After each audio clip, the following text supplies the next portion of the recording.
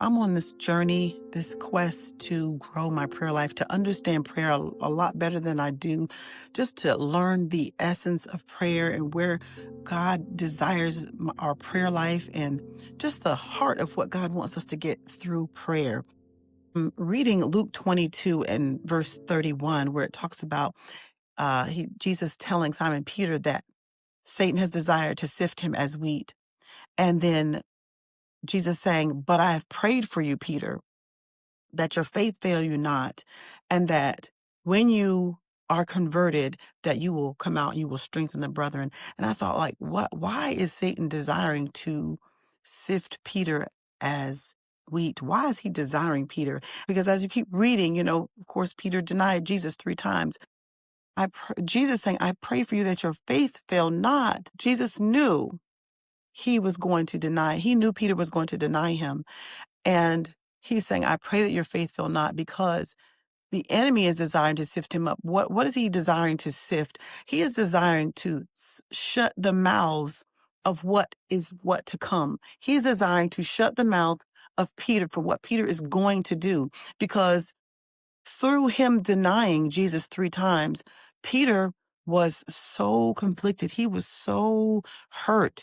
Bible talks about him weeping just in shame and probably feeling condemned, probably feeling in condemnation, probably feeling guilty. And so that right there is where Satan desires to sift you as wheat through shame, condemnation, feeling guilty, feeling horrible about something you have done in the past, and feeling like you can't come back from that. So Jesus says, Simon, I'm telling you, Simon Peter, I'm telling you that Satan has desired. He's asked for you. He's wants to put his thoughts and negativity in you. He wants to sift you as wheat. He says, "But I've prayed for you. I've prayed for you that your faith fail not, because I know that you're about to go through. I know that you are about to experience some tough things." He said, "But I pray that your faith fail not." That is so powerful because he knew. And of course, Peter said, of course not. He would never do that. "I'll be with you." Peter denied that he would ever do that because Jesus is who he is. He said, "Listen, I prayed that your faith fail not." And not only did he pray that your faith fail not, but when I think back at Matthew 16, and he talks about Christ is asking, he says, "Who do men say that I am?" And then they say all these things that they say people say that Jesus is. But then he asks his disciples, "But who do you say that I am?" And Peter says, because this is before. So Peter says, "You are the Christ, the Son of the living God." And I'm sure it's like Jesus is like, his attention was on Peter, like, there's no way you could have known that unless my Father revealed it to you. Flesh and blood didn't give that to you. So when I fast forward to Luke, where it talks about Jesus saying, "Listen, Satan has desired to sift you." What is he trying to sift? He knows that Peter had the revelation of who God was. He had the revelation of who Christ was because God gave it to him. So he says, now you've got a pinpoint, now a target on your back. Satan says, "Oh, I'm gonna desire him. I'm gonna sift him as wheat. I'm gonna show him how strong he's not, and he's really weak, and he's gonna deny you. Watch."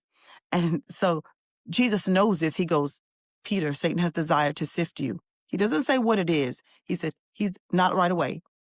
But he says, "I prayed for you because I know what's coming. I've prayed for you because I know what's coming."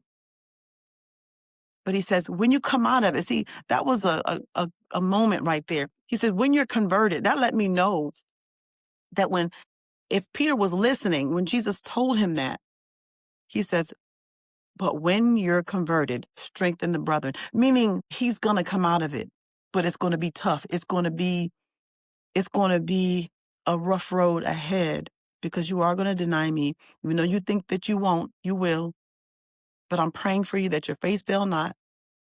And even further on, when I was reading, it talked about how when when the angel appeared to the woman, when the tomb was empty and the angel appeared to the woman, he said, "Go tell the disciples and Peter." So it lets me know God didn't leave Peter out.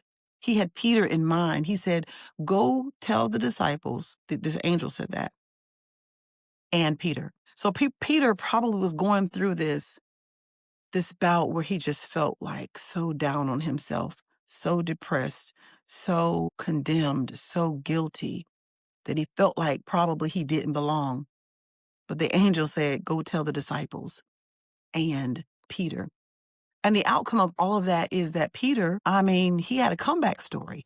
Peter didn't, I don't know how long it took him, but for whatever how long it took, his faith didn't fail him. That's what I'm saying. Jesus prayed that his faith wouldn't fail. He even supported him, even through the angel Gabriel telling him, or telling the woman to go back and tell the disciples and Peter, not excluding Peter, like, you are still a part of me. I still love you.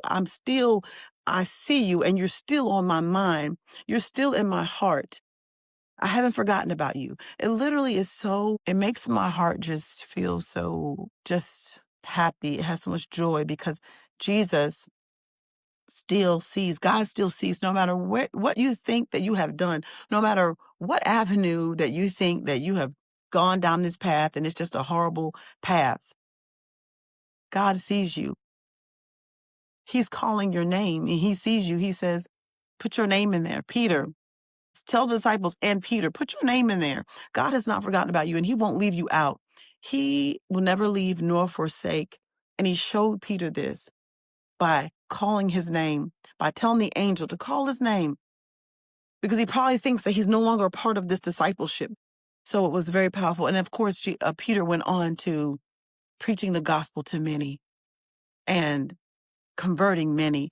And it lets me go deeper into why God wants us to pray for one another, because pray that your faith, and especially in this time, that your faith fail not, especially in this time. So that's my Bible study moment.